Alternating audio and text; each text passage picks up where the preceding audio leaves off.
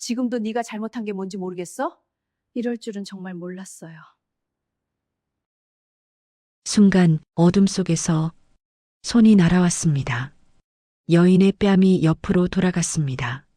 마치 벌레를 내려다보듯 차갑고 느릿한 목소리였습니다. 25년을 이 집에 바친 며느리. 그녀는 단 한 번도 고개를 든 적이 없었습니다. 이 여자는 왜 맞아야 했을까요? 그리고 왜 아무 말도 하지 않았을까요? 사연 시작 전 구독, 좋아요는 이 이야기를 끝까지 전할 힘이 됩니다.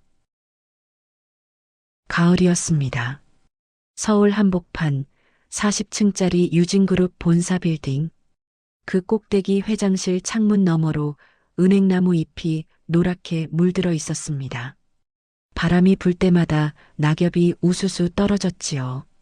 그 화려한 빌딩 아래 지하 주차장 구석. 낡은 경차 한 대가 멈춰 서 있었습니다.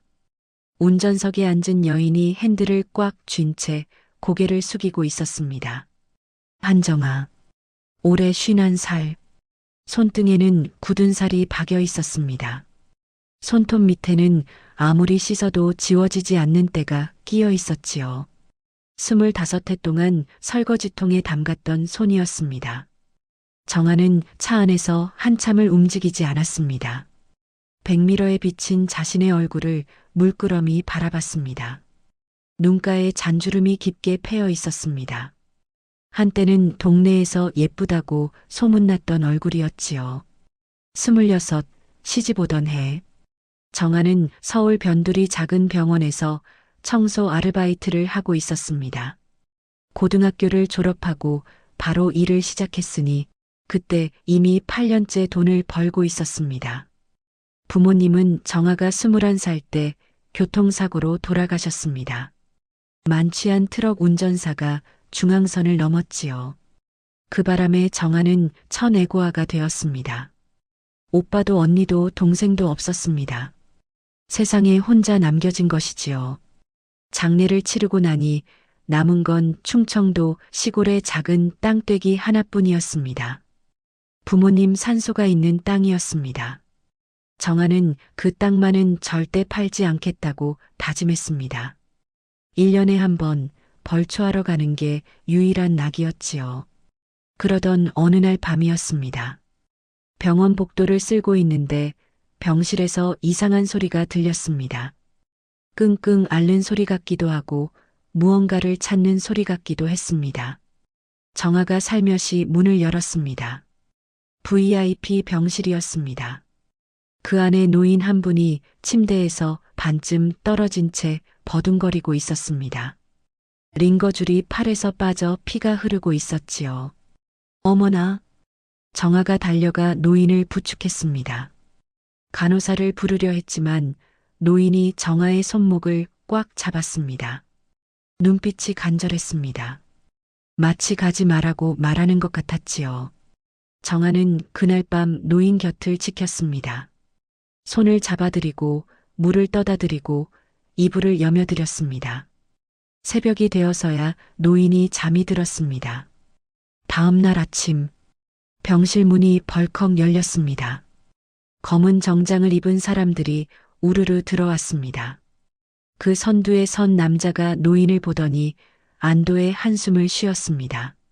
아버지, 괜찮으세요? 그때 정아는 알았습니다. 그 노인이 보통 사람이 아니라는 것을.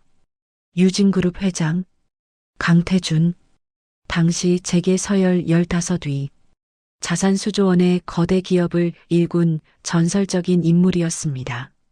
며칠 후 정아는 병원 사무실로 불려갔습니다. 무슨 실수를 했나 걱정하며 들어갔는데 그곳에 강 회장이 앉아 계셨습니다. 자네가 한정아 씨인가?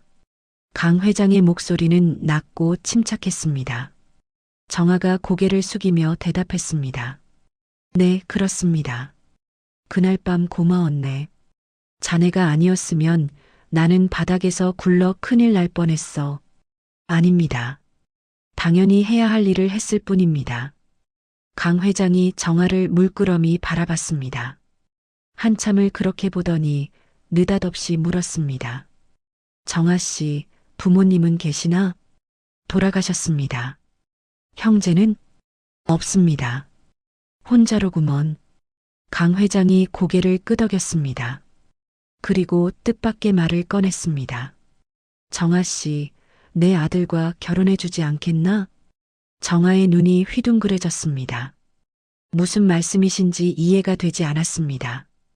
예, 저는 배운 것도 없고 가진 것도 없는. 알아. 다 알고 있어. 강 회장이 정아의 말을 끊었습니다.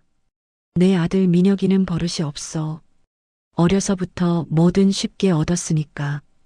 그 녀석에게는 자네 같은 사람이 필요해. 성실하고 따뜻하고 남을 돌볼 줄 아는 사람. 정아는 망설였습니다. 재벌가라니 감당할 수 있을까요? 하지만 강 회장의 눈빛이 너무나 진심이었습니다. 그 눈빛에 정아는 결국 고개를 끄덕였습니다. 그게 실수였을까요? 아니면 운명이었을까요? 결혼식 날이 되었습니다. 서울 시내 최고급 호텔. 500명이 넘는 하객이 모였습니다. 정아 쪽 하객은 병원 동료 서너 명뿐이었습니다. 신부 대기실에서 정아는 거울을 봤습니다.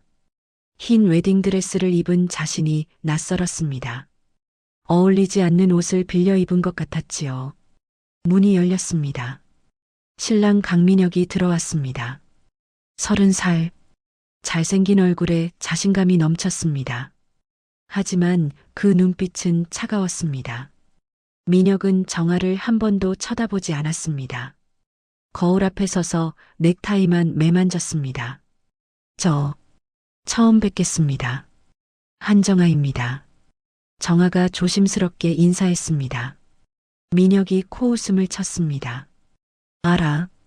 병원 청소하던 사람이라며? 정아의 얼굴이 굳었습니다. 아버지가 데려온 거야. 내가 고른 게 아니야. 그러니까 착각하지 마. 넌 이 집 가구 중 하나일 뿐이야. 말하는 가구. 민혁은 그 말만 남기고 나가버렸습니다. 정아는 거울 앞에 홀로 서 있었습니다. 손이 부들부들 떨렸습니다. 결혼식이 시작되었습니다. 버질로드를 걸을 때 민혁은 정아의 손을 잡지 않았습니다. 신부가 혼자 걸어가는 결혼식이었지요. 피로연이 끝나고 신혼집으로 갔습니다. 강 회장 집의 별채였습니다. 신혼집이라기엔 너무 으리으리했습니다. 첫날 밤, 민혁은 거실 소파에 앉아 술을 마시고 있었습니다. 정아가 조심스럽게 다가갔습니다. 피곤하시면 먼저 주무세요. 시끄러워. 민혁이 손을 들었습니다. 정아가 움찔했지요. 하지만 민혁은 그냥 술잔을 들어 입에 털어 넣었습니다. 신혼방? 웃기지 마. 넌 침대가 아니라 싱크대가 어울려. 정아의 가슴이 얼어붙었습니다. 첫날 밤부터 부엌에서 자라니요. 그때 현관문이 열렸습니다. 시어머니 윤정희 여사가 들어왔습니다. 예순을 바라보는 나이였지만 머리 하나 흐트러짐 없이 정갈했습니다. 손가락마다 반지가 번쩍였습니다. 어머님 오셨습니까? 정아가 허리를 숙여 인사했습니다. 윤 여사가 정아를 위아래로 훑어봤습니다. 마치 물건을 감정하듯이요. 그래, 내가 그 여자구나.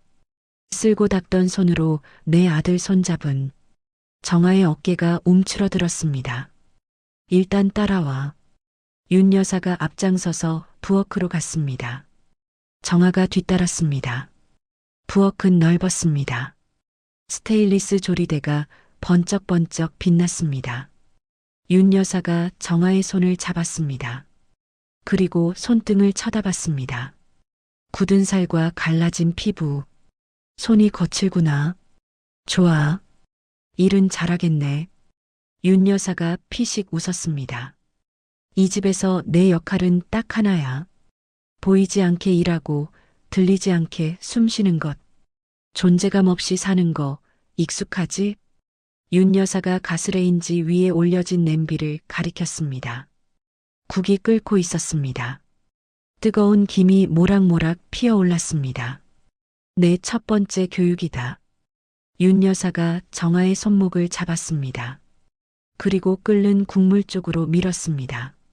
어머니, 정아가 버둥거렸지만 윤 여사의 힘이 셌습니다. 손등이 뜨거운 김에 닿았습니다. 살이 익는 것 같았습니다. 으악! 정아가 비명을 질렀습니다. 윤 여사가 손을 놓았습니다. 정아의 손등이 벌겋게 달아올랐습니다. 물집이 잡히기 시작했습니다. 아프지? 기억해. 윤 여사가 냉정하게 말했습니다. 이 집에서 내가 뭔가를 느끼려고 할 때마다 이 통증을 떠올려. 사람은 자기 주제를 잊을 때 다치는 법이야. 정아는 대답할 수가 없었습니다. 너무 아파서 눈물만 흘렀습니다. 대답해. 네, 알겠습니다. 어머님, 그날 밤 정아는 부엌 구석에 쪼그려 앉아 울었습니다. 손등의 화상은 쓰라렸습니다. 하지만 더 아픈 건 가슴이었습니다. 이게 결혼인가요? 이게 가족인가요? 정아는 떠나고 싶었습니다. 하지만 갈 곳이 없었습니다. 부모님도 안 계시고 형제도 없었습니다. 친척이라고는 7촌 8촌밖에 없었고 그마저도 연락이 끊긴 지 오래였습니다. 새벽이 되어서야 정아는 부엌 바닥에 누웠습니다. 딱딱한 바닥이 등을 눌렀습니다. 천장을 바라보며 정아는 생각했습니다. 버텨야 한다. 여기서 도망치면 갈 곳이 없다. 일단 버텨보자. 언젠가는 나아지겠지. 그렇게 25해가 시작되었습니다.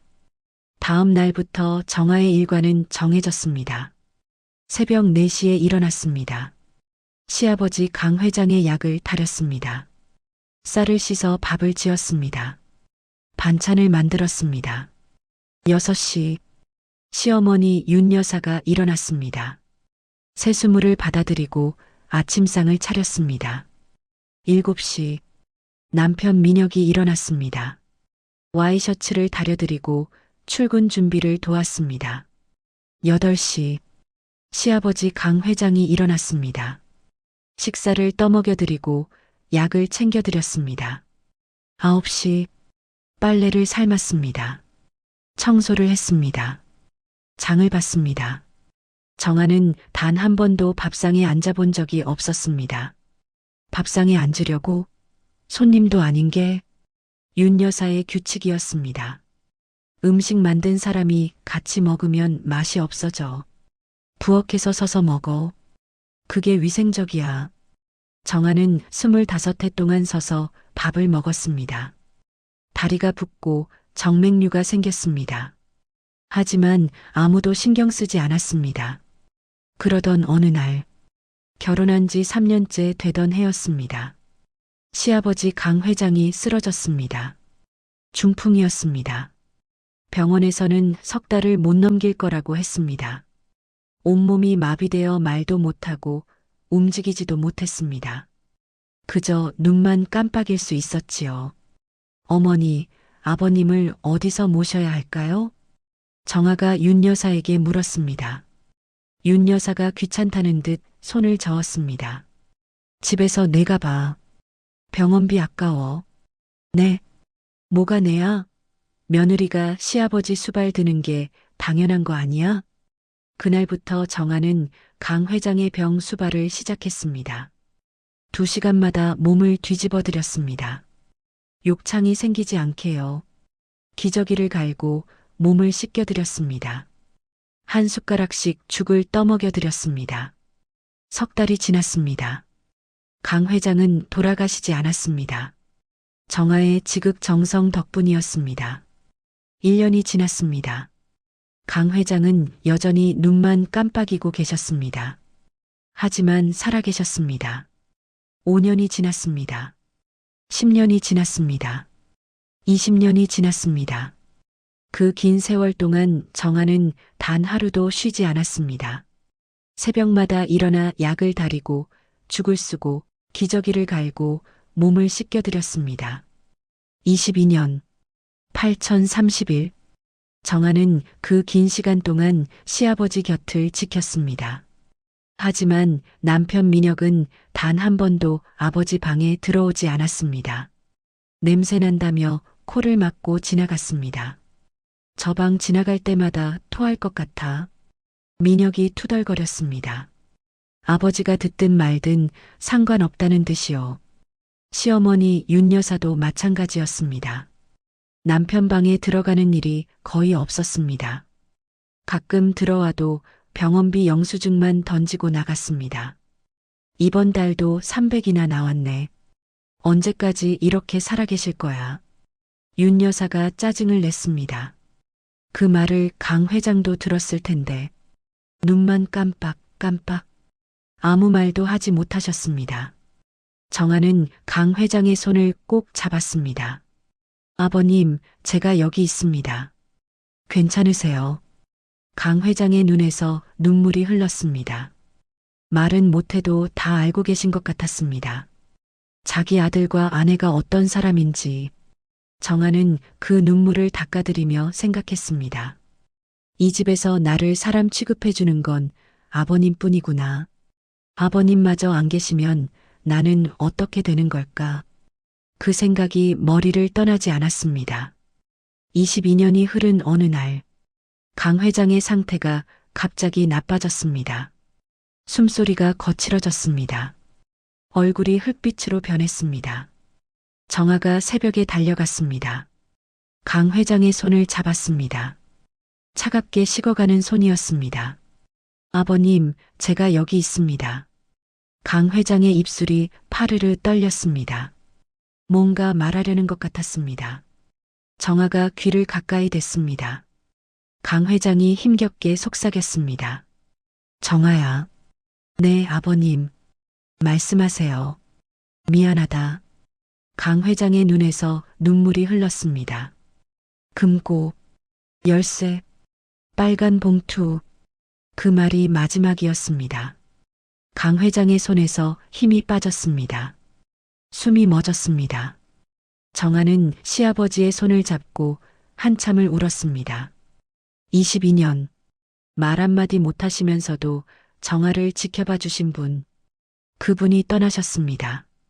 장례식장에서 윤 여사가 내뱉은 첫마디는 충격적이었습니다. 이제야 지긋지긋한 약 냄새 안 나겠네. 눈물 한 방울 없이 금고부터 열어보러 갔습니다. 정아는 그 모습을 보며 가슴이 서늘해졌습니다. 49제가 끝났습니다. 정아는 제사 음식을 준비하고 절을 올리고 설거지까지 혼자 했습니다. 민혁과 윤 여사는 절 한 번 하고 방으로 들어가 버렸습니다. 그리고 그날 저녁, 민혁이 정아를 거실로 불렀습니다. 거실에 처음 보는 여자가 앉아 있었습니다. 붉은 원피스에 명품 가방, 30대 초반으로 보였습니다.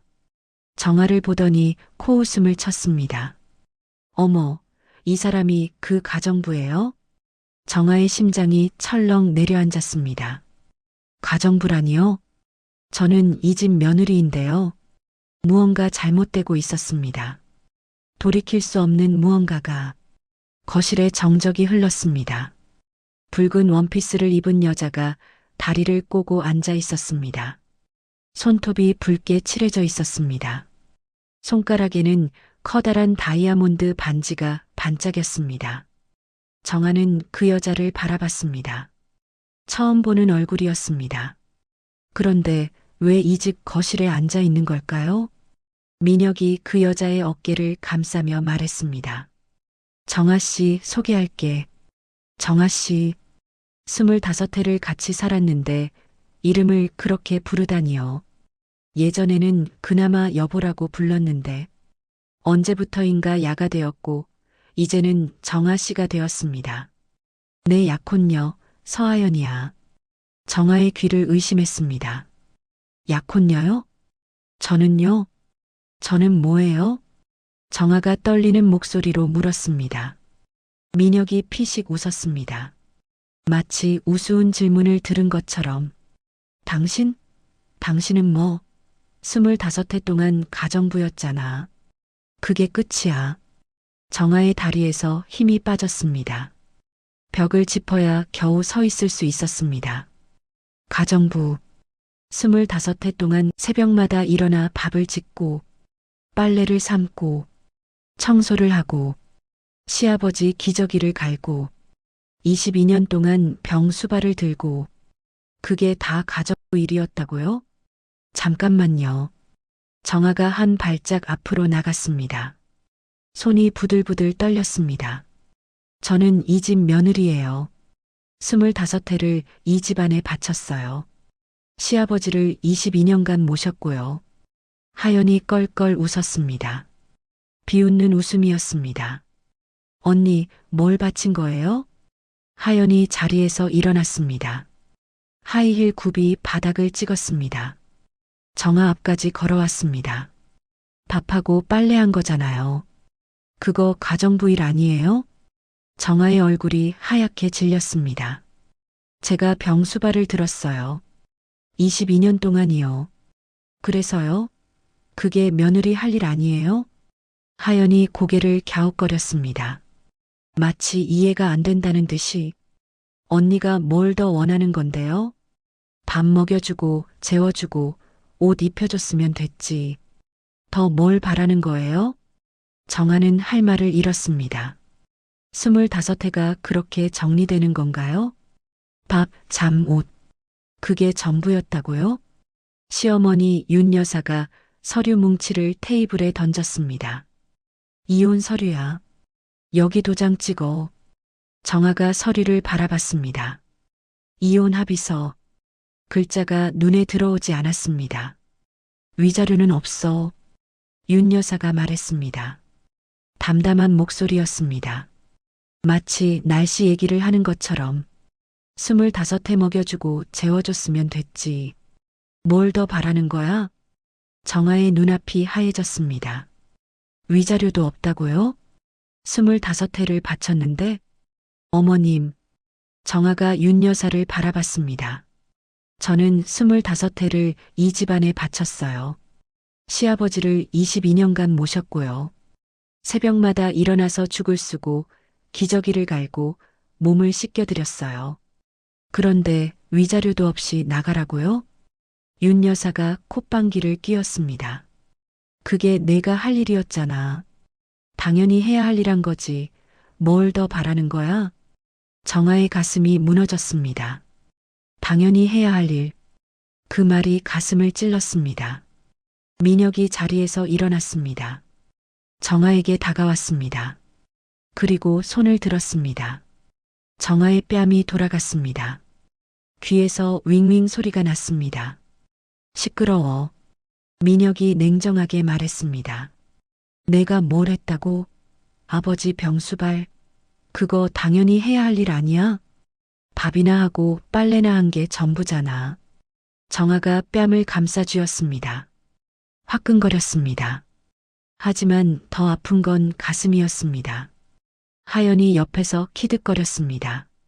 언니, 욕심이 너무 많으신 거 아니에요? 25해나 공짜로 살았으면서. 공짜. 그 말에 정아의 눈에서 눈물이 흘렀습니다. 새벽 4시에 일어나서 밤 10시까지 일했습니다. 하루도 쉬지 않았습니다. 명절에도 생일에도 아플 때도 단 한 번도 쉬지 않았습니다. 그게 공짜였다고요? 윤 여사가 다시 입을 열었습니다. 그리고 말이야. 윤 여사가 가방에서 무언가를 꺼냈습니다. 사진이었습니다. 정아가 눈을 크게 떴습니다. 부모님 산소 사진이었습니다. 충청도 시골의 작은 땅. 정아가 1년에 한 번 벌초하러 가는 곳이었습니다. 내 부모 산소 있는 땅. 우리 민혁이 이름으로 넘겨놔. 정아의 심장이 멈추는 것 같았습니다. 그건 제 부모님 산소예요. 알아. 그래서 넘기라는 거야. 윤 여사가 태연하게 말했습니다.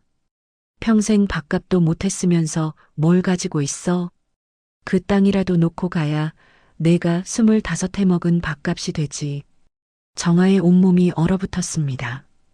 부모님 산소, 세상에 하나뿐인 부모님 흔적, 그마저 빼앗으려 한다고요? 그 땅마저 뺐으면 부모님이 갈 곳이 없어요. 정아가 떨리는 목소리로 말했습니다. 무릎이 후들거렸습니다. 제발. 정아가 무릎을 꿇었습니다. 딱딱한 대리석 바닥이 무릎을 눌렀습니다. 제발 부모님 산소만은. 윤 여사가 정아를 내려다봤습니다. 눈에 아무런 감정이 없었습니다. 벌레를 보듯이. 서류에 도장 안 찍으면 말이야. 윤 여사가 고개를 숙여 정아의 귀에 속삭였습니다. 내 부모 뼈다귀 파헤쳐서 쓰레기장에 버릴 거야. 정아의 눈이 커졌습니다. 숨이 막혔습니다. 부모님 뼈를 파헤친다고요? 어머님. 정아가 소리쳤습니다. 목소리가 갈라졌습니다. 어떻게 그런 말씀을. 하연이 손톱을 다듬으며 말했습니다. 마치 남의 일인 것처럼. 언니, 선택은 간단해요. 깔끔하게 도장 찍고 나가면 부모님 산소는 그대로 둘게요. 근데 버티시면 그 땅도 개발해야 하거든요. 묘지 이장 비용은 직접 내셔야 할 거예요. 정아의 시야가 흐려졌습니다. 눈물인지 뭔지 모를 것이 앞을 가렸습니다. 25년을 참았습니다. 모욕도, 폭력도, 멸시도 다 참았습니다. 하지만 돌아가신 부모님마저. 정아의 손이 떨렸습니다. 도장을 집어들어 서류 위에 찍었습니다. 도장 소리가 유난히 크게 들렸습니다. 잘했어. 윤 여사가 서류를 낚아챘습니다. 흡족한 표정이었습니다.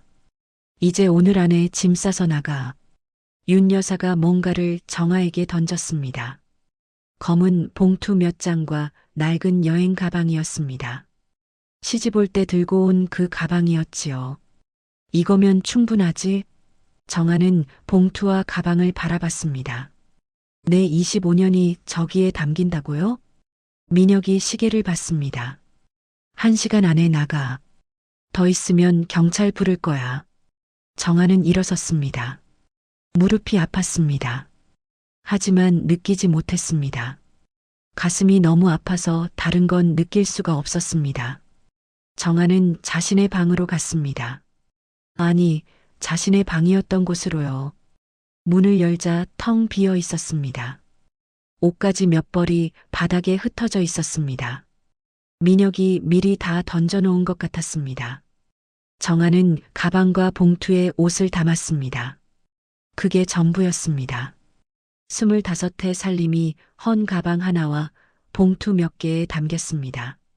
대문을 나서려는데 하연의 목소리가 들렸습니다. 잠깐, 언니. 정아가 돌아봤습니다. 하연이 뭔가를 들고 다가왔습니다. 정아의 결혼 반지였습니다. 25년 전 결혼할 때 받은 금반지. 유일하게 남은 결혼의 증거였습니다. 이것도 두고 가요. 언니한테 어울리지 않으니까. 하연이 반지를 마당에 던졌습니다. 금반지가 돌바닥에 떨어졌습니다. 작은 소리가 났습니다.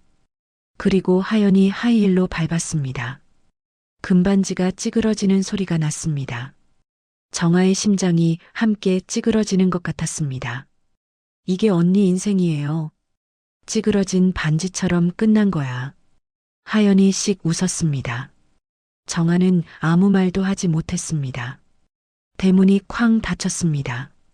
안에서 웃음소리가 터져나왔습니다. 민혁과 하연, 그리고 윤 여사의 웃음소리였습니다. 정아는 뒤돌아보지 않았습니다. 낡은 가방과 봉투를 들고 걸었습니다. 어디로 가는지도 몰랐습니다. 그냥 걸었습니다. 해가 지고 있었습니다. 붉은 노을이 하늘을 물들였습니다. 정아의 그림자가 길게 늘어졌습니다. 25해, 9125일, 20만 1800시간. 그 긴 시간이 가방 하나와 봉투 몇 개로 끝났습니다. 정아는 걷고 또 걸었습니다. 어느새 서울역에 도착했습니다. 대합실에 앉았습니다. 가방을 무릎에 올려놓고 주위를 둘러봤습니다. 노숙자들이 여기저기 누워 있었습니다. 냄새가 났습니다. 정아도 이제 저들과 같은 처지가 된 건가요? 갈 곳이 없었습니다. 친척도 친구도 없었습니다. 25년 동안 집에만 갇혀 살았으니까요. 정아는 무릎을 끌어안았습니다. 눈물이 흘렀습니다. 소리 없이 울었습니다. 그때 주머니에서 무언가가 손에 닿았습니다. 딱딱한 것이었습니다. 꺼내봤습니다. 낡은 열쇠였습니다. 시아버지 강 회장이 마지막으로 남긴 말이 떠올랐습니다. 금고, 열쇠, 빨간 봉투. 이 열쇠가 그 열쇠인 걸까요? 언제 주머니에 들어온 걸까요? 시아버지가 마지막까지 지키려 했던 비밀. 그게 뭘까요? 정아는 열쇠를 꼭 쥐었습니다. 손바닥에 열쇠 자국이 팼습니다. 아버님, 아버님이 제게 남기신 게 있는 건가요? 정아는 창밖을 바라봤습니다. 밤이 깊어지고 있었습니다. 하지만 정아의 마음속에는 작은 불씨가 피어오르고 있었습니다. 내일 이 열쇠의 비밀을 알아봐야겠습니다. 다음 날 아침이 밝았습니다. 정아는 서울역 대합실에서 눈을 떴습니다. 목이 뻣뻣하고 온몸이 쑤셨습니다. 딱딱한 의자에서 밤을 새운 탓이었습니다. 손에는 여전히 낡은 열쇠가 쥐어져 있었습니다. 밤새 놓지 않았던 모양입니다. 정아는 세수도 못한 채 일어섰습니다. 낡은 가방을 들고 역을 나섰습니다. 어디로 가야 할까요? 시아버지 강 회장이 생전에 자주 가시던 은행이 있었습니다. 종로에 있는 오래된 은행이었습니다. 거기에 대여금고가 있다고 들은 적이 있었습니다. 정아는 지하철을 탔습니다. 사람들 사이에 끼어 서 있었습니다. 옆에 선 사람이 코를 찡그렸습니다. 정아에게서 나는 냄새 때문인 것 같았습니다. 부끄러웠습니다. 25년 동안 남 눈치만 보며 살았는데 이제는 지하철에서도 눈칫밥을 먹어야 하는 신세가 됐습니다. 종로에 도착했습니다. 은행은 오래된 건물이었습니다. 60년 된 건물이라고 했습니다. 정아는 안으로 들어갔습니다. 손님, 무엇을 도와드릴까요? 직원이 다가왔습니다. 정아의 행색을 보고 살짝 눈살을 찌푸렸습니다.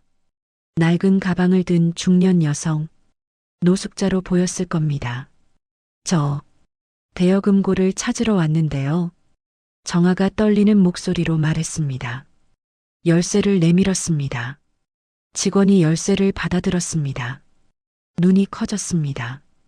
이 열쇠는 직원이 뭔가 당황한 표정을 지었습니다. 잠시만 기다려주세요. 직원이 안쪽으로 들어갔습니다. 잠시 후 나이 지긋한 남자가 나왔습니다. 지점장인 것 같았습니다. 실례지만 한정아 씨 맞으십니까? 정아가 고개를 끄덕였습니다. 어떻게 제 이름을 알고 계시는 걸까요? 이쪽으로 오시지요. 지점장이 정아를 안내했습니다. 지하로 내려갔습니다. 긴 복도를 지나 철문 앞에 섰습니다. 지점장이 철문을 열었습니다. 안에는 수많은 금고가 벽면을 채우고 있었습니다. 지점장이 한쪽 구석의 금고 앞에 멈췄습니다.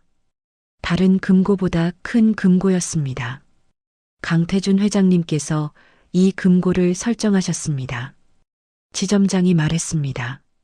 한정아라는 이름으로만 열 수 있게요. 다른 가족분들이 여러 번 오셨지만 열 수가 없었습니다. 정아의 심장이 쿵쾅거렸습니다. 시아버지가 제 이름으로 금고를 만들어 두셨다고요? 열어보시겠습니까? 정아가 고개를 끄덕였습니다. 열쇠를 꽂았습니다. 손이 떨렸습니다. 철컥. 금고 문이 열렸습니다. 안에는 빨간 봉투가 있었습니다. 시아버지가 마지막으로 말씀하신 그 빨간 봉투. 정아가 봉투를 집어들었습니다. 두꺼웠습니다. 무언가가 잔뜩 들어있는 것 같았습니다. 봉투를 열었습니다. 서류 뭉치가 쏟아졌습니다. 첫 번째 서류. 정아의 눈이 커졌습니다. 유진그룹 주식 신탁 증서. 수탁자 한정아. 지분 51%. 신탁 방식 4인증 여형, 신탁 위탁자 사망 시 수익자에게 귀속. 정아의 손이 떨렸습니다. 51%. 과반수 지분. 이게 제 이름으로 되어 있다고요? 신탁 증서 아래에 법무법인 도장이 찍혀 있었습니다. 공증된 서류였습니다. 법적으로 완벽하게 보호받는 형태였지요. 두 번째 서류. 강 회장의 자필 유언장이었습니다. 떨리는 글씨체였습니다. 중풍으로 쓰러지시기 전에 쓰신 것 같았습니다. 나 강태주는 며느리 한정아에게 유진그룹 경영권 일체를 물려준다. 정아의 눈에서 눈물이 흘렀습니다. 이유는 다음과 같다. 25해간 내 아들과 아내의 학대를 견디며 나를 살려준 사람. 내가 본 가장 강한 사람. 유진그룹을 맡길 자격이 있는 유일한 사람. 정아는 유언장을 가슴에 안았습니다. 아버님, 아버님이 다 알고 계셨구나. 세 번째 서류. 작은 USB와 설명서가 들어 있었습니다. 정아야, 이 안에는 민혁과 윤 씨가 25해간 저지른 모든 범죄 증거가 있다. 횡령, 배임, 탈세. 다 담겨 있다. 언제 사용할지는 내가 결정해라. 정아의 손이 떨렸습니다. 범죄 증거라고요? 네 번째 서류. 부동산 등기부등본이었습니다. 정아의 눈이 휘둥그레졌습니다. 정아의 부모님 산소가 있는 땅이었습니다. 이 땅은 이미 10년 전에 내 이름으로 등기해뒀다. 아무도 손대지 못한다. 정아의 눈에서 눈물이 쏟아졌습니다. 아버님, 아버님이 제 부모님 산소까지 지켜주셨구나. 정아는 금고실 바닥에 주저앉았습니다. 서류들을 가슴에 안고 울었습니다. 오랫동안 울었습니다. 지점장이 조용히 물러났습니다. 문을 닫아주었습니다. 정아 혼자 올 수 있게요. 시아버지, 22년 동안 말 한마디 못하시면서 눈만 깜빡이시면서 이 모든 걸 준비해 두셨구나. 정아가 맞는 것도, 욕먹는 것도, 서서 밥 먹는 것도 다 지켜보고 계셨구나. 그리고 말없이 복수를 준비하고 계셨구나. 유언장 마지막 줄을 다시 읽었습니다. 정아야, 미안하다. 내 몸이 말을 안 들어서 막지 못했다. 대신 이것으로 갚으마. 그리고 기억해라. 내가 내 진짜 자식이다. 정아는 서류들을 품에 안았습니다. 눈물을 닦았습니다. 아버님, 반드시 당신의 뜻을 이루겠습니다. 정아는 금고실에서 나왔습니다. 지점장이 기다리고 있었습니다. 괜찮으십니까? 정아가 고개를 끄덕였습니다. 눈가가 부었지만 눈빛은 달라져 있었습니다. 감사합니다. 정아가 허리를 숙여 인사했습니다. 강 회장님의 뜻을 꼭 이루겠습니다. 지점장이 빙긋 웃었습니다. 회장님께서 늘 말씀하셨습니다. 내 며느리가 내 진짜 자식이라고요. 오래 기다리셨을 겁니다. 정아의 눈가가 다시 촉촉해졌습니다. 은행을 나섰습니다. 햇살이 밝았습니다. 어제까지의 어둠이 거친 것 같았습니다. 하지만 정아는 알았습니다. 이제 시작이라는 것을. 서류가 있다고 해서 끝이 아닙니다. 민혁과 윤 여사가 순순히 물러날 리 없습니다. 저들은 무슨 짓이든 할 겁니다. 정아는 주머니에서 휴대폰을 꺼냈습니다. 오래된 폴더폰이었습니다. 연락처를 뒤졌습니다. 한 사람이 떠올랐습니다. 시아버지의 오랜 친구, 법무법인을 운영하는 박 변호사. 전화를 걸었습니다.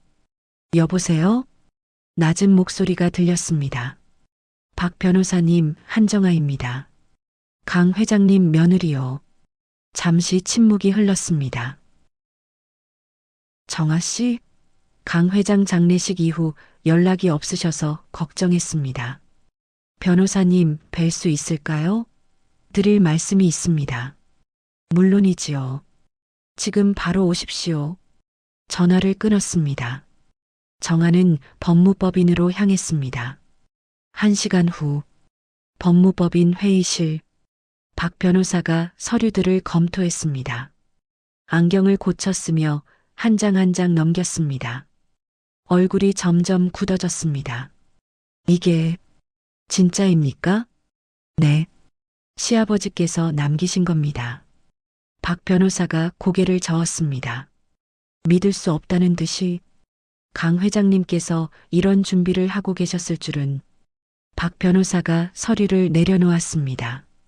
정아 씨, 이 서류들은 법적으로 완벽합니다. 공증도 받아두셨고 증인 서명도 있습니다. 누구도 뒤집을 수 없어요. 정아의 어깨에서 힘이 빠졌습니다. 안도의 한숨이 나왔습니다. 다만 박 변호사가 말을 이었습니다. 민혁 씨와 윤 여사가 순순히 물러나지 않을 겁니다. 소송을 걸고 언론을 동원하고 온갖 방법을 쓸 겁니다. 정아가 고개를 끄덕였습니다. 알고 있습니다. 각오가 되셨습니까? 정아가 창밖을 바라봤습니다. 유진그룹 본사 빌딩이 저 멀리 보였습니다. 25년 동안요, 저 참 많이 참았어요. 근데 이상하죠? 참다 보니까 화가 나는 게 아니라 오히려 차분해지더라고요. 이제 뭘 해야 하는지가 너무 선명하게 보여요. 박 변호사가 빙긋 웃었습니다. 강 회장님께서 정아 씨를 선택하신 이유를 알 것 같습니다. 그날부터 정아는 준비를 시작했습니다. 박 변호사가 변호사팀을 꾸렸습니다. 10명의 전문 변호사가 모였습니다. 서류를 검토하고 전략을 세웠습니다. 그리고 박 변호사가 말했습니다. 정아 씨 외모도 준비하셔야 합니다. 주주총회에서 회장으로 서시려면요. 정아가 고개를 갸웃했습니다. 무슨 뜻이에요? 강 회장님께서 미리 말씀을 남기셨습니다. 정아 씨가 회사에 복귀하시면 스타일링을 도와드리라고요. 그날부터 정아는 변호사 팀과 함께 스타일리스트와 헤어 디자이너를 만났습니다. 25해 동안 미용실 한 번 못 간 머리카락. 흰머리가 듬성듬성 섞여 있었습니다. 염색을 하고 단정하게 정리했습니다. 백화점에서 정장을 마쳤습니다. 생애 처음으로 자신만의 옷을 입어봤습니다. 검은색 투피스. 딱 맞는 사이즈였습니다. 거울 앞에 선 정아는 자신을 알아보지 못했습니다. 이게 나인가요? 25년 만에 처음으로 거울 속 자신이 낯설지 않았습니다. 박 변호사가 말했습니다. 이제 준비가 다 됐습니다. 회장님, 정아가 피식 웃었습니다. 아직 그 호칭이 어색했습니다. 한편 유진그룹 본사에서는 민혁과 윤 여사가 아무것도 모른 채 지내고 있었습니다. 그 여자 처리 잘 된 거지? 윤 여사가 민혁에게 물었습니다. 당연하죠. 낡은 가방 하나 들고 나갔어요. 민혁이 와인잔을 기울이며 웃었습니다. 이제 아버지 재산 정리만 하면 되겠네. 윤 여사가 흡족한 표정을 지었습니다. 아버지 주식 다 정리해서 현금화해. 빨리. 걱정 마세요. 다 제 거니까. 민혁이 자신만만하게 말했습니다. 그들은 몰랐습니다. 자신들의 발밑에서 땅이 꺼지고 있다는 것을. 일주일이 지났습니다. 정아는 낡은 고시원에 방을 얻었습니다. 한 달에 30만 원짜리 쪽방이었습니다. 창문도 없고 화장실도 공용이었습니다. 하지만 정아는 개의치 않았습니다. 25해 동안 부엌 바닥에서 잠을 잤으니까요. 쪽방이라도 침대가 있으니 호사였습니다. 매일 아침 일어나 서류를 검토했습니다. USB에 담긴 증거 자료를 정리했습니다. 민혁과 윤 여사가 저지른 범죄가 산더미였습니다. 회사 자금 횡령, 탈세, 불법 로비, 직원들 임금 체불. 정아는 그 모든 걸 하나하나 정리했습니다. 언제 어디서 무슨 일이 있었는지, 증거는 무엇인지 촘촘하게 엮었습니다. 한 달이 지났습니다. 준비가 끝났습니다. 박 변호사가 정아에게 말했습니다. 정아 씨, 이제 움직일 때가 됐습니다. 정아가 고개를 끄덕였습니다. 어떻게 할까요? 박 변호사가 서류를 정리하며 말했습니다. 먼저 주주총회를 소집합니다. 정아 씨가 과반 지분을 가지고 있으니 회장 선임 안건을 상정할 수 있습니다. 그럼 민혁 씨가 가만히 있겠습니까? 당연히 안 가만히 있겠지요. 하지만 법은 정아 씨 편입니다. 걱정하지 마십시오. 정아는 창밖을 바라봤습니다. 유진그룹 빌딩이 햇살에 반짝이고 있었습니다. 곧 저 빌딩에 들어갈 겁니다. 25해 동안 부엌에만 있던 여자가 회장실에 앉을 겁니다. 정아의 입꼬리가 살짝 올라갔습니다. 아버님, 지켜봐 주세요. 당신의 뜻을 이루겠습니다. 주주총회 이틀 전, 유진그룹 본사 빌딩 지하 주차장, 한 대의 낡은 경차가 미끄러져 들어왔습니다. 정아가 차에서 내렸습니다. 오늘따라 허름한 점퍼에 낡은 운동화를 신었습니다. 일부러요. 저들이 자신을 어떻게 볼지 뻔했습니다.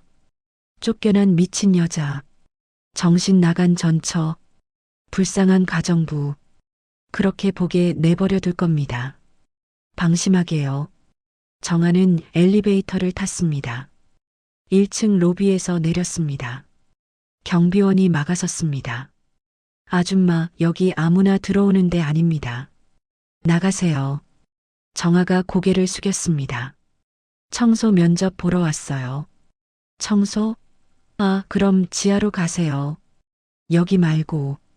정아는 고개를 끄덕이는 척했습니다.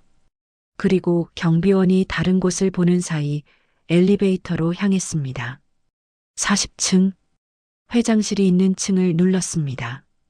엘리베이터 문이 열렸습니다. 비서들이 화들짝 놀랐습니다. 아줌마, 여긴 어떻게 오셨어요? 일반인 출입 금지예요. 정아가 아무 말 없이 걸어갔습니다. 회장실 문 앞에 서자 비서가 막았습니다. 지금 회장님 회의 중이세요. 경비 불러요. 그때 회장실 문이 열렸습니다. 민혁이 나왔습니다. 뭐야, 무슨 소라니. 정아를 본 민혁의 얼굴이 굳었습니다. 너, 내가 왜 여기 있어? 정아가 고개를 들었습니다. 눈빛이 달랐습니다. 한 달 전 쫓겨날 때와는 완전히 달랐습니다. 출근했어요. 회장님, 민혁이 피식 웃었습니다. 믿을 수 없다는 표정이었습니다. 미쳤어? 정신병원 가야 할 것 같은데? 여기가 내가 올 곳이야? 정아가 주머니에서 서류를 꺼냈습니다. 민혁의 눈앞에 펼쳤습니다. 유진그룹 주식 신탁 증서, 지분 51%, 4인증여형 신탁으로 법무법인 공증까지 받은 서류예요. 민혁의 웃음이 얼어붙었습니다. 이게 뭐야? 아, 모르시는구나. 정아가 조용히 웃었습니다. 억지 웃음이 아니었습니다. 아버님이요, 저 지켜보고 계셨대요. 22년 동안. 말씀은 못하셨지만 눈은 뜨고 계셨잖아요. 다 보셨대요. 다. 민혁의 얼굴이 사색이 됐습니다. 거짓말이야. 그게 가능해? 변호사분들이 설명해 주시더라고요. 신탁이라는 거요. 미리 묶어두면 나중에 뺏을 수가 없대요. 어렵죠? 저도 처음엔 몰랐어요. 정아가 서류를 민혁에게 건넸습니다. 던지지 않았습니다. 정중하게 건넸습니다. 로펌 3곳에서 검토했어요. 서류는 완벽하대요. 그러니까 이제 여기 주인이 바뀐 거예요. 민혁의 다리가 풀렸습니다. 벽에 기대야 겨우 서 있을 수 있었습니다. 회장실 문이 다시 열렸습니다. 윤 여사와 하연이 나왔습니다. 뭐야, 무슨 소리가. 정아를 본 윤 여사의 눈이 휘둥그레졌습니다. 직원 출입구가 어딘지 모르나? 여긴 본관이야. 어머님, 오랜만이에요. 정아가 담담하게 말했습니다. 윤 여사가 정아에게 달려들었습니다. 내가 감히. 윤 여사의 손이 정아의 뺨을 향해 날아왔습니다. 25년 동안 수없이 맞았던 손이었습니다. 하지만 이번에는 달랐습니다. 정아가 윤 여사의 손목을 잡았습니다. 세게 잡았습니다. 어머님, 정아의 목소리는 낮고 고요했습니다. 하지만 그 안에 무언가가 단단히 자리 잡고 있었습니다. 손이 떨리세요? 저도 그랬어요. 25년 동안요. 근데 이젠 제 손이 안 떨려요. 신기하죠? 윤 여사가 손목을 빼려고 버둥거렸습니다. 내가 감히 내 손을. 윤 여사의 목소리가 떨렸습니다. 태어나서 처음으로 제지당한 손이었습니다. 정아가 손을 놓았습니다. 윤 여사가 휘청거리며 뒤로 물러났습니다. 하연이 앞으로 나섰습니다. 언니, 뭐가 어떻게 된 거예요? 이 서류가 진짜라도 우리가 가만히 있을 것 같아요? 정아가 하연을 바라봤습니다. 서하연 씨, 민혁 씨의 약혼녀라고 했죠? 그래서요? 정아가 피식 웃었습니다. 민혁 씨가 아직 유부남인 거 알고 계세요? 하연의 표정이 굳었습니다. 이혼 서류가 무효예요. 민혁 씨가 도장을 안 찍었거든요. 급하게 내쫓느라 실수하셨나 봐요. 하연이 민혁을 돌아봤습니다. 민혁 씨, 이게 무슨 소리예요? 민혁의 얼굴이 하얗게 질렸습니다. 아냐, 이건. 정아가 말을 이었습니다. 그러니까 법적으로 저는 아직 이 집안 며느리예요. 그리고 시아버지 유산의 정당한 상속인이고요. 회장실 복도가 아수라장이 됐습니다. 비서들이 우왕좌왕했습니다. 하연이 민혁에게 따져 물었습니다. 그 사이 정아는 조용히 회장실 안으로 들어가 준비해온 옷으로 갈아입었습니다. 넓은 회장실이었습니다. 통유리창 너머로 서울 시내가 한눈에 내려다 보였습니다. 강 회장이 생전에 앉으시던 의자가 있었습니다. 정아가 천천히 걸어갔습니다. 그리고 회장 의자에 앉았습니다. 푹신했습니다. 25년 동안 부엌 바닥에 앉았던 사람에게는 너무나 낯선 감촉이었습니다. 창밖을 바라보니 해가 지고 있었습니다. 노을이 하늘을 물들였습니다. 아버님, 이제 시작입니다. 지켜봐 주세요. 이틀 후 유진그룹 긴급 주주총회.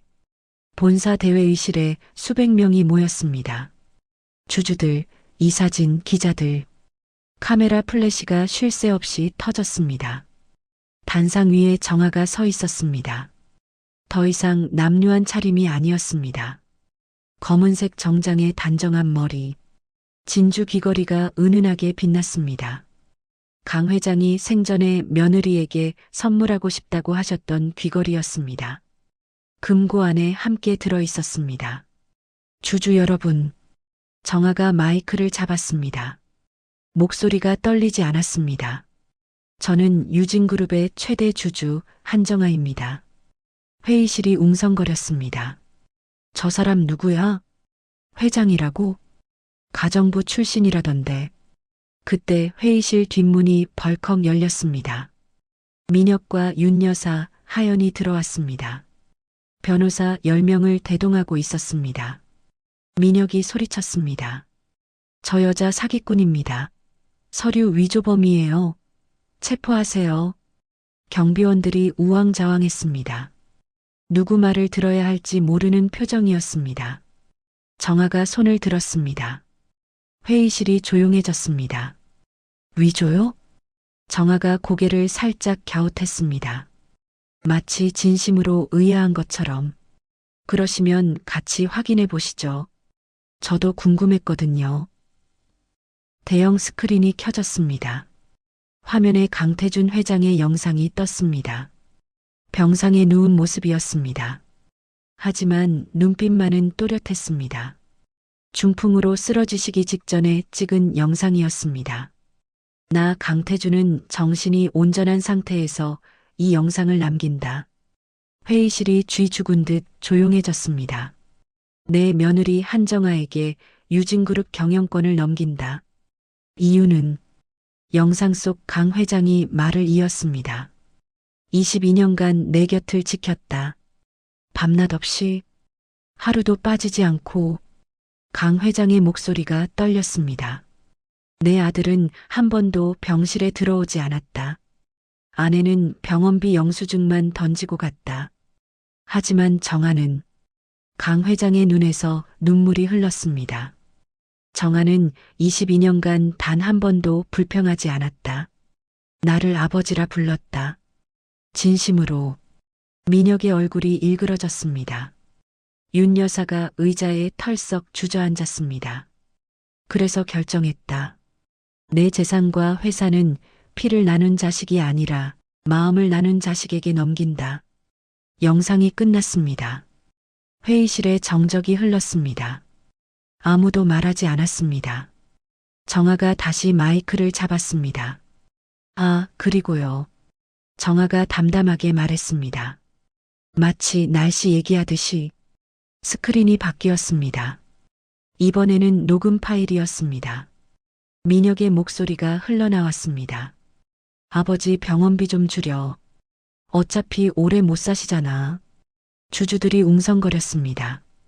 윤 여사의 목소리가 이어졌습니다. 그냥 연명 치료 끊어버려. 돈 아까워 죽겠어. 회의실이 술렁였습니다. 충격적인 대화가 계속됐습니다. 회사 자금을 빼돌리는 방법, 탈세 계획, 불법 로비, 모든 것이 녹음되어 있었습니다. 민혁이 소리쳤습니다. 저건 도청이야. 불법이라고. 정아가 차갑게 말했습니다. 도청이 아니에요. 시아버지께서 직접 녹음하신 겁니다. 병상에서 22년 동안.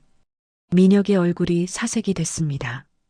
시아버지께서는 중풍으로 말씀을 못하셨지만 손가락은 움직이셨어요. 제가 드린 작은 녹음기의 버튼을 누르실 수 있었죠. 정아가 한 발짝 앞으로 나갔습니다. 22년간 모든 대화를 녹음하셨어요. 자기 가족들이 무슨 짓을 하는지 전부 알고 계셨던 겁니다. 회의실이 술렁거렸습니다. 22년. 그 긴 세월 동안 모든 것을 지켜보고 계셨다니. 그때 회의실 문이 다시 열렸습니다. 검은 정장을 입은 사람들이 쏟아져 들어왔습니다. 가슴에 검찰이라고 쓰인 조끼를 입고 있었습니다. 강민혁 씨, 윤정희 씨, 서하연 씨. 검사가 앞으로 나섰습니다. 횡령, 배임, 탈세, 증거인멸 혐의로 긴급 체포합니다. 수갑이 찰칵 채워졌습니다. 민혁이 발버둥 쳤습니다. 나를 체포해. 내가 누군지 알아? 정아가 민혁 앞으로 걸어갔습니다. 또각또각. 구두 소리가 조용한 회의실에 울렸습니다. 정아가 민혁 앞에 섰습니다. 위에서 내려다봤습니다. 25년 전 결혼식 날 기억나요?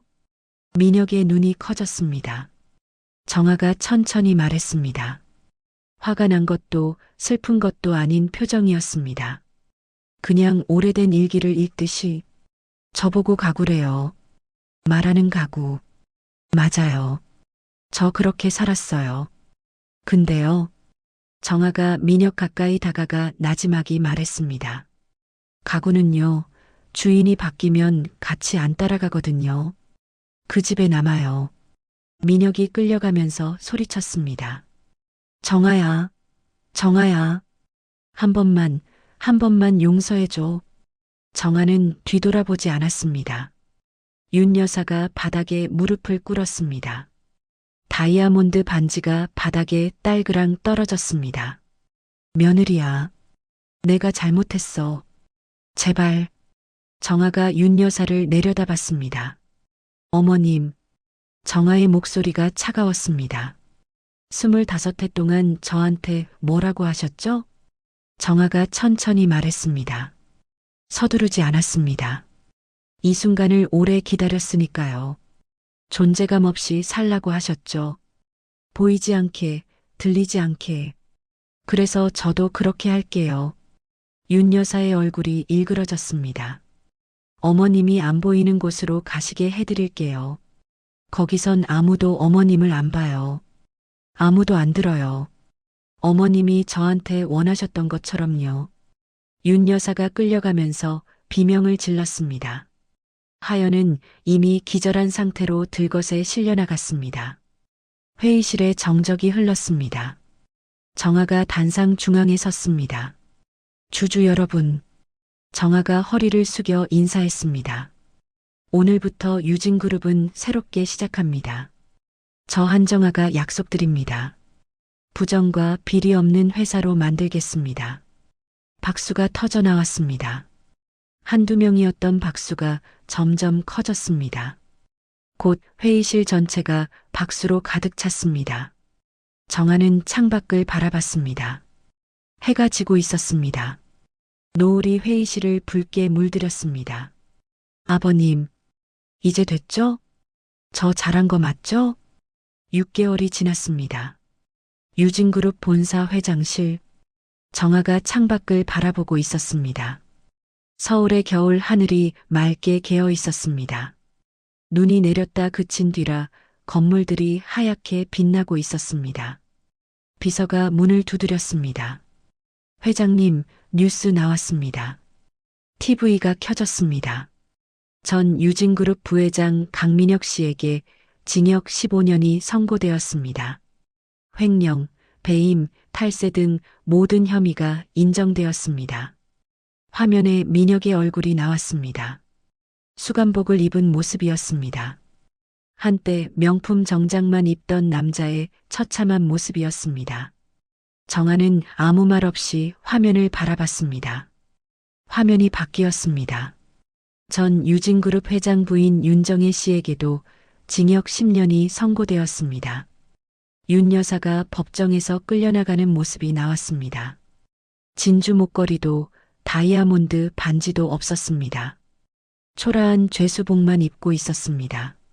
그리고 서하연 씨는 해외 도피 중 체포되어 국내로 송환될 예정입니다. 정아가 TV를 껐습니다. 창밖을 바라봤습니다. 25해, 9125일, 그 긴 시간의 응어리가 풀리는 순간이었습니다. 하지만 정아의 마음은 시원하지 않았습니다. 그냥 담담했습니다. 복수가 끝났으니 행복해야 할 텐데 왜 마음이 텅 빈 것 같을까요? 그날 저녁, 정아는 차를 몰고 충청도로 향했습니다. 2시간을 달렸습니다. 시골 마을에 도착했습니다. 작은 야산 아래 묘지가 있었습니다. 정아의 부모님 산소였습니다. 정아가 차에서 내렸습니다. 손에는 제사 음식이 담긴 바구니가 들려 있었습니다. 벌초도구도 가져왔습니다. 산을 올랐습니다. 겨울이라 풀이 없었지만 낙엽이 쌓여 있었습니다. 정아가 낙엽을 쓸었습니다. 묘비 앞에 제사상을 차렸습니다. 부모님이 좋아하시던 음식들이었습니다. 어머니가 좋아하시던 동태찌개, 아버지가 좋아하시던 두부조림. 정아가 절을 올렸습니다. 2번 깊이 엎드렸습니다. 아버지, 어머니. 정아가 묘비를 바라봤습니다. 딸이 왔어요. 눈물이 흘렀습니다. 소리 없이 울었습니다. 이제 아무도 이 땅에 손 못 대요. 영원히. 바람이 불었습니다. 마치 부모님이 대답하는 것 같았습니다. 딸, 잘 살게요. 행복하게요. 정아는 묘비를 어루만졌습니다. 차가운 돌이었지만 따뜻하게 느껴졌습니다. 해가 지고 있었습니다. 노을이 산을 붉게 물들였습니다. 정아는 한참 동안 그 자리에 앉아 있었습니다. 부모님 곁에서. 다음 날, 정아는 또 다른 곳을 찾았습니다. 강태준 회장의 묘소였습니다. 서울 근교의 공원묘지, 잘 정돈된 묘역이었습니다. 정아가 묘비 앞에 섰습니다. 아버님, 정아가 무릎을 꿇었습니다. 이제야 왔습니다. 죄송해요. 더 일찍 올 걸 그랬어요. 정아가 절을 올렸습니다. 아버님 덕분이에요. 다요. 그날 제가 가방 들고 나갔을 때 주머니에 열쇠 없었으면 저 아마 어디서 쓰러졌을 거예요. 정아가 손수건으로 묘비를 닦았습니다. 근데 아버님, 저 아직도 잘 모르겠어요. 제가 잘하고 있는 건지. 눈물이 흘렀습니다. 참으려 했는데 안 됐습니다. 아버님은요, 저한테 말 한마디 못 하셨잖아요. 근데 어떻게 하셨어요? 제가 힘든 거, 제가 버티고 있는 거, 다 어떻게 하셨어요? 바람이 불었습니다. 나뭇잎이 살랑거렸습니다. 정아는 묘비를 어루만졌습니다. 아버님, 저 열심히 할게요. 아버님이 보시기에 그래, 내가 잘 골랐다 하실 수 있게요. 진짜로요. 1년이 지났습니다. 유진그룹은 달라졌습니다. 정아의 경영 철학은 단순했습니다. 사람을 먼저 생각하는 회사, 직원 복지를 대폭 개선했습니다. 야근을 줄이고 급여를 올렸습니다. 어린이집을 만들고 간병 휴가를 도입했습니다. 사회 공헌도 늘렸습니다. 특히 가정폭력 피해자를 위한 쉼터를 전국에 100개 세웠습니다. 매년 100억 원을 기부했습니다. 기자가 물었습니다. 정아 회장님, 왜 이렇게 가정폭력 피해자를 돕는 겁니까? 정아가 잠시 생각했습니다. 그리고 대답했습니다. 제가 25해간 그 자리에 있었으니까요. 기자가 눈을 깜빡였습니다. 네. 정아가 미소 지었습니다. 말 못하고 참는 사람들이 있어요. 자기가 당하는 게 당연하다고 생각하는 사람들. 저도 그랬어요. 25해 동안 기자들이 숨을 죽였습니다. 하지만 알아야 해요. 당신의 잘못이 아니에요. 언젠가 반드시 빛이 옵니다. 포기하지 마세요. 정아의 인터뷰가 방송되었습니다. 전국에서 연락이 쏟아졌습니다. 용기를 얻었다는 편지, 새로운 삶을 시작했다는 메시지. 정아는 그 편지들을 하나하나 읽었습니다. 밤늦도록 읽었습니다. 편지 더미 맨 밑에서 특별한 봉투를 발견했습니다. 발신인이 교도소였습니다. 정아가 봉투를 열었습니다. 민혁의 편지였습니다. 정아에게 15년이라는 시간 동안 생각했어. 내가 얼마나 잘못했는지, 아버지가 왜 너를 선택했는지, 이제야 알 것 같아. 미안해. 진심으로. 다시 만날 수 있을까? 정아는 편지를 접었습니다. 그리고 쓰레기통에 버렸습니다. 늦었네요. 25년 늦었어요. 정아가 창밖을 바라봤습니다. 미련은 없었습니다. 이제 앞만 보고 갈 뿐입니다. 5년이 더 지났습니다. 유진그룹 창립 50주년 기념식. 본사 대강당에 수천 명이 모였습니다. 직원들, 귀빈들, 기자들. 화려한 조명 아래 단상이 빛나고 있었습니다. 정아가 단상에 섰습니다. 이제 62살. 머리에 흰 머리카락이 섞여 있었습니다. 하지만 눈빛은 여전히 빛났습니다. 존경하는 임직원 여러분. 정아가 마이크를 잡았습니다. 오늘 특별한 발표가 있습니다. 강당이 조용해졌습니다. 유진그룹의 새 이름을 공개합니다. 대형 스크린에 새로운 로고가 떴습니다. 정아그룹. 순간 강당이 박수로 가득 찼습니다. 25년 전 저는 이름이 없는 사람이었어요. 정아가 말을 이었습니다. 식모, 가정부, 그냥 전현. 그게 제 이름이었지요. 강당이 숨죽였습니다. 하지만 한 분이 제 이름을 불러주셨어요. 정아야. 내가 내 진짜 자식이다. 시아버지 강태준 회장님. 22년간 말 한마디 못하시면서도 저를 지켜주신 분. 정아의 눈가가 촉촉해졌습니다. 오늘 이 회사에 제 이름을 붙입니다.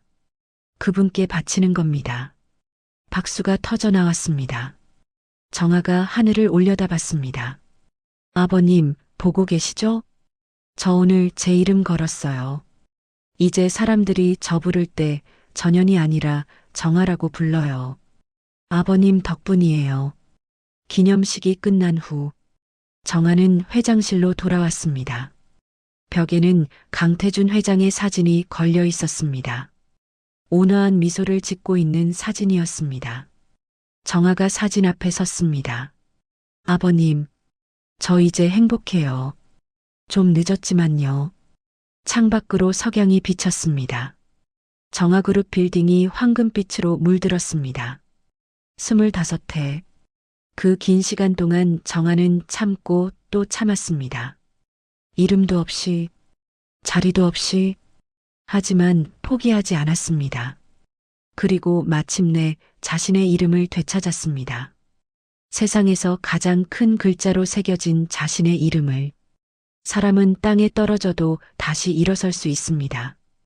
아무리 짓밟혀도 꽃은 피어납니다.